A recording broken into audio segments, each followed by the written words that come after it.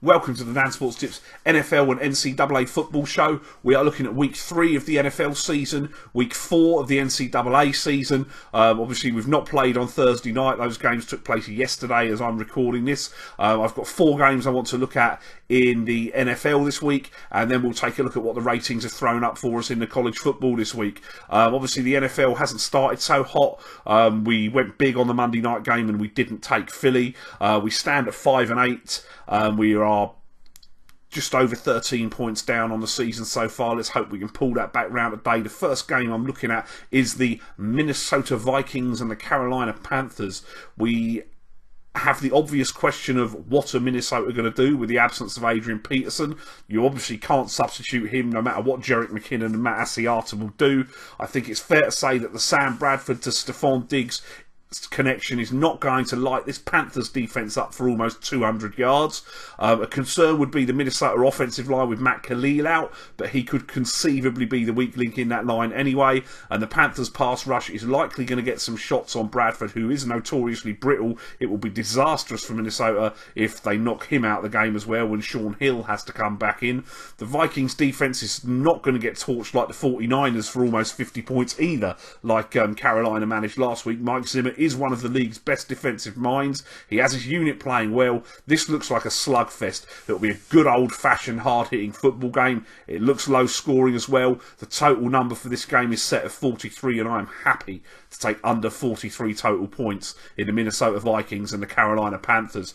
The Tennessee Titans and the Oakland Raiders. For the second time in 3 games, the Raiders are travelling across the country for an early game on the East Coast. They won in New Orleans in a shootout in week 1, followed it up with a disastrous defeat at home to the Falcons last week. This is not a reaction to that or a reaction to Tennessee's tremendous victory in Detroit. It simply is a fact that West Coast teams struggle in this spot, and I'm happy to make a play on the Titans, who are only giving 1 point on the handicap. I will play Tennessee minus 1.5 to beat those Oakland Raiders.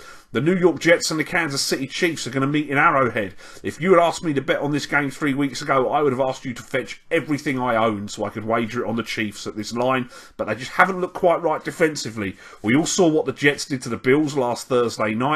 Given the extra day's rest and the time to prepare, it isn't beyond the realms of possibility that the Jets could go into Arrowhead and emerge with a W in my mind this week. Obviously, they say Jamal Charles will be back for the Chiefs. That could have an uptick, but Spencer Ware's been good in his absence. The offense isn't quite working. The Jets' defense has been out pretty good as well, which I didn't think it would be. I'm happy to take the points here, getting a field goal. Give me 4 on the New York Jets plus 3. And the final game is the Pittsburgh Steelers against the Philadelphia Eagles. I tried to say the Pirates there. This is a short price favourite of the week that has sucked me in. I'm sorry, but I think this is where the Carson Wentz dream start ends. The Pittsburgh defence will be far more effective than the Browns and the Bears units that have come before, and without doubt, the Steelers will get some points in this game. Wentz will be tested potentially in a shootout for the first time. I'm still not convinced about the Eagles against the run. They shut down Jeremy Langford on Monday night, but Langford is not a good running back. The wide 9 scheme of Jim Schwartz is not good. On a short week, I think the rookie's possibly going to struggle. I can see D'Angelo Williams having a field day. Antonio Brown's going to want to get some as well after his poor performance against the Bengals in the rain last week. I just can't see any way that Philly are going to win this game. The line's at 3.5. Give me the Steelers. Looking at college football for this week, there are a number of games I want to look at, starting Friday night, which is tonight as I'm recording. Utah and USC. Utah are giving 3 points to USC in this game. USC just don't look good. I didn't want to overreact to the shellacking they were given by Alabama in opening week, but they've not done anything to inspire confidence in me yet. I'm going to take Utah minus 3 to beat USC tonight for 4 points. I'm also going to play under the total of 46.5 points in this game as well, because Utah's defense is very, very good, particularly the line, and will shut down SC, I think. Despite injuries, Florida beat Tennessee. I'm still not convinced by Tennessee, the Volunteers. I'm going to take 2 points on the money line, Florida to win the game. I'm going to stick 5 points on the handicap. It's 6 at the moment. It's dropped, unfortunately, since I first started looking. Florida plus 6 to beat Tennessee. I think the game's low scoring as well. I'm going to play under 42.5 total points in that game. Stanford and UCLA meet. Is this the time for UCLA to get that marquee win under Jim Mora against the Stanford team that routinely beats them? No, it isn't. I'm going to play on Stanford giving the field goal to UCLA. I expect they'll win this by a touchdown at least. Stanford -3 looks a solid bet. I also think there's points in the game. I'm going to play over 46.5 total points on this game as well. Northwestern and Nebraska. Doesn't matter usually how bad Northwestern are. They always, in the battle of the Big Ten ends, they always tend to play Nebraska hard. I'm going to play Northwestern on getting 8.5 points on the handicap in this game. And I'm also going to have a small play on Northwestern to win this game against Nebraska as well, which I don't think is beyond the realms of possibility. Florida State off of getting everything they own handed to them and some by Louisville last week. Now going to South Florida, big game for South Florida. I think this is a difficult looking game for Florida State coming off of that game. South Florida and the Bulls are getting 5.5 points. I'm going to take South Florida plus 5.5 to beat the Florida State Seminoles this weekend. It wouldn't be surprised if Florida State do squeak out a win late, but I don't think they'll be covering the line. Kent State and Alabama. Kent State are getting 44 points start in this game. Alabama don't cover lines that big. Historically, they're very bad against the big lines. Obviously, Nick Saban went to Kent State as well. He's not going to want to embarrass his alma mater. I'm going to take Kent State plus 44 to beat Alabama. I do think that I think Kent State will score a touchdown. I think Alabama themselves can probably cover the line of 49.5 total points if they want to. So I'm going to play over 49.5 total points almost as a cover, but I think both bets can come in as well. Michigan State and Wisconsin. Wisconsin had the big win week 1 against LSU. Michigan State have been the class of the Big Ten really for a number of years, along with Wisconsin and Ohio State. I'm going to play Michigan State to win this game.